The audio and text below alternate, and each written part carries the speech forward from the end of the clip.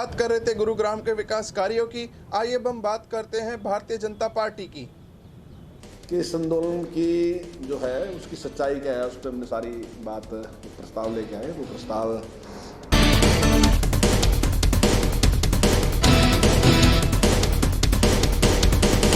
कि जिस प्रकार से 3 कानून हैं जो पूरी तरीके से किसान के हित के कानून हैं।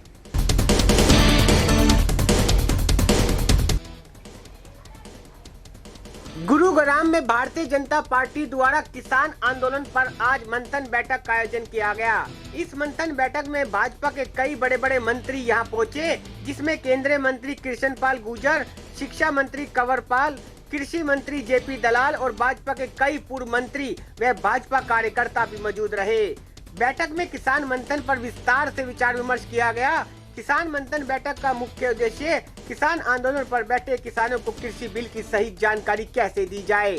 मीडिया से खास बातचीत के दौरान हरियाणा के शिक्षा मंत्री कंवर पाल ने बताया कि आखिर पता नहीं किसान सड़कों पर क्यों बैठा है।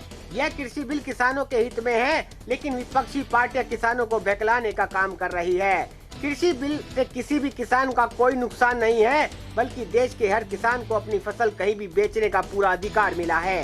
किसान जहां चाहे अपनी मर्जी से अपनी फसल को बेच सकता है, लेकिन प्रदेश का किसान बहुत बोला है। हमारा किसान विपक्ष पार्टियों का शिकार हो रहा है, कृषि बिल को काला कानून बता रहा है, लेकिन ऐसा नहीं है। यह कृषि बिल काला कानून नहीं, बल्कि किसानों को आजादी देने वाला कानून है। अगर आपने अभी तक हमारा चैनल सब्सक्राइब नहीं किया तो अभी सब्सक्राइब करें और बेल आइकॉन को क्लिक करके हमारी लेटेस्ट वीडियोस के बारे में अपडेट जानें। सत्य और किसान आंदोलन कि इस आंदोलन की जो है उसकी सच्चाई क्या है, उस पर हमने सारी बात एक प्रस्ताव लेके आए। वो प्रस्ताव जो हमने पास किया कि जिस प्रकार से 3 कानून हैं जो पूरी तरीके से किसान के हित के कानून हैं, लेकिन जिस प्रकार से एक प्रचार किया गया कि कोरोना काल में क्यों पास किए गए कानून, क्योंकि कोई ना कोई सरकार के मन में चोर था कि सरकार ने इसलिए 3 कानूनों को उस टाइम कोरोना काल में अध्यादेश के रूप में लेने का प्रयास किया। लेकिन इसमें सच्चाई भी है। ये बिल जो है, ये प्रक्रिया जो शुरू हुई 2001 में शुरू हुई, और 2001 में जब जो सांसद थे उनकी एक कमेटी गठित की गई और उस टाइम से उस पर काम चला, और अटल बिहारी वाजपेयी जी की सरकार थी। उसके बाद सरदार मनमोहन सिंह जी की सरकार बनी, उस सरकार ने भी इस पर कार्रवाई की, और उस टाइम जो अपने शरद पवार जी जो कृषि मंत्री थे, उन्होंने भी इसके लिए सब स्टेट को चिट्ठियाँ लिखी और उन्होंने पुनः प्रयास किया।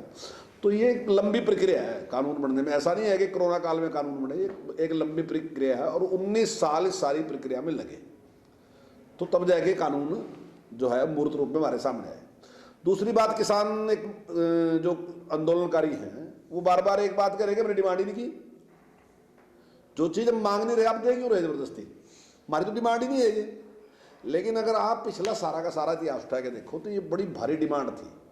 चाहे चौधरी चरण सिंह जी की बात करो आप, चाहे महेंद्र सिंह टिकैत जी की बात करो आप, चाहे चौधरी देवीलाल जी की बात करो आप, चाहे वो दूसरे लीडर जिनको आप नहीं, मतलब वो इतने फेम नहीं है, लेकिन वो अपने अपने इलाके के लीडर थे, तो उन्होंने बात की। चाहे मेरी भी बात करो आप, तो हमने भी बात की। हम भी सबके सब एक बात कहते थे कि भाई किसान एक ऐसा व्यक्ति है जो अपनी चीज़ का रेट अपने आप स्वयं नहीं लगा सकता। वो बस मंडी में जाएगा, वो बेचारा बाजू एक दूसरे में डाल के वो खड़ा हो जाएगा वहाँ, और कोई दूसरा आदमी आएगा वो उसकी चीज़ की कीमत लगा देगा। तो ये राइट उसके पास भी तो आना चाहिए। जो कील बनाता है उसके पास भी राइट है, जो कुर्सी बनाता है उसके पास भी राइट है, जो जूता बनाता है उसके पास भी राइट है, जो पंखा बनाता है उसके पास भी राइट है। तो हर आदमी के पास राइट, तो इसके ऊपर पास क्यों राइट नहीं है? तो वही राइट तो दिया इस कानून में।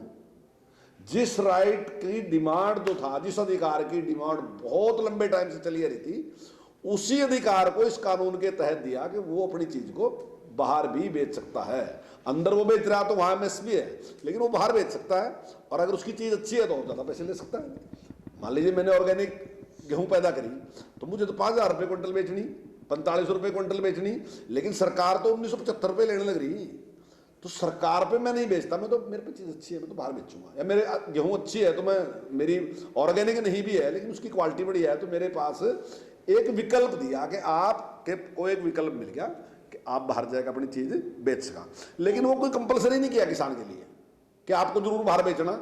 आप मंडी में बेच सकते हैं, आपका मन लगता है, आपको अच्छा लगता है तो आप बाहर जाकर बेच सका। और जो इसके बाद दूसरी बात उन्होंने कही कि एमएसपी समाप्त हो जाएगा। तो एमएसपी तो देश की जरूरत है। जब हमने फूड सिक्योरिटी बिल लेके आए और हमने कहा कि हम उसकी गारंटी देते हैं, तो उन लोगों को अनाज तो सरकार ने देना। तो मान लीजिए जैसे आज की तारीख में 135 करोड़ लोग हैं, 140 करोड़ लोग हैं देश में, तो मैं समझता हूं कि 70-75 करोड़ तो लोग ऐसे हैं जिनको सरकार देगी। तो सरकार कहां से देगी? सरकार तब देगी ना जब खरीदेगी। तो एमएसपी समाप्त तो ही नहीं सकता, क्योंकि सरकार की जरूरत है, सरकार को खरीद रही है। तो एमएसपी समाप्त हो ही नहीं सकता। और दूसरा कहते हैं कि मंडी समाप्त हो जाएगी। मंडी कैसे समाप्त हो जाएगी? जब एमएसपी चालू रहेगा। अगर आपको बाहर उतना रेट नहीं मिलता तो आपके पास विकल्प है कि आप जाकर एमएसपी पे मंडी बेच सकते हैं। तो सारा ऐसा परिवर्तन नहीं होगा। ये केवल और केवल झूठ बकाने के लिए उन्होंने इस प्रकार की चाल चली, इसमें कहीं सत्यता नहीं है। दूसरा, एक बार पूरा कर लूं, दूसरा कॉन्ट्रैक्ट फार्मिंग है। तो हमने कॉन्ट्रैक्ट फार्मिंग के लिए कुछ नियम बनाए। ऐसा नहीं है कॉन्ट्रैक्ट फार्मिंग अब शुरू होगी, पहले कॉन्ट्रैक्ट फार्मिंग नहीं थी। मैं और मेरा परिवार 80 साल से कॉन्ट्रैक्ट फार्मिंग करते रहे। मेरा मतलब मैं अकेला नहीं कर रहा, पूरा जिला कर रहा। हमारे यहाँ शुगर मिल है, उस शुगर मिल के साथ हमने कॉन्टैक्ट किया। कॉन्ट्रैक्ट फार्मिंग हम कर रहे हैं और लगभग 80-90 साल से कर रहे हैं। तो मुझे तो नहीं याद है कहीं 1 इंच जमीन पर भी कहीं उसने कब्जा किया। और मैं समझता हूँ उस कॉन्ट्रैक्ट फार्मिंग से बड़ा भारी लाभ हुआ। हमारे रिश्तेदार भी कहते हैं कि भाई आपके यहाँ शुगर मिल है, इसकी वजह से आपको लाभ हुआ, तो हमें उससे फायदा है। तो अब वर्तमान में उसकी संख्या की उम्मीद है कि वो बढ़ेगी। कारण क्या है कि खेती के प्रति रुझान घटता जा रहा। आने वाले बच्चे जो हैं, जैसे मैं था तो जो मेरी नॉलेज थी खेती के बारे में, आगे मेरे बच्चों की वैसी नॉलेज है नहीं ना, उनका वैसा इंटरेस्ट है जैसा मेरा इंटरेस्ट था। तो ऐसे में कॉन्ट्रैक्ट फार्मिंग उस तरीके से बढ़ सकती है। और दूसरा, जो पढ़े लिखे किसान है वो नई चीज पैदा करने के लिए भी कॉन्ट्रैक्ट कर सकते। दोनों स्थिति में कॉन्ट्रैक्ट फार्मिंग बढ़ने के चांसेस हैं। गुरुग्राम से एनसीआर न्यूज के लिए एमी शर्मा की खास रिपोर्ट। अपने शहर की ताजा खबरों के लिए एनसीआर न्यूज के साथ बने रहिए। चैनल को लाइक व सब्सक्राइब करें। नमस्कार।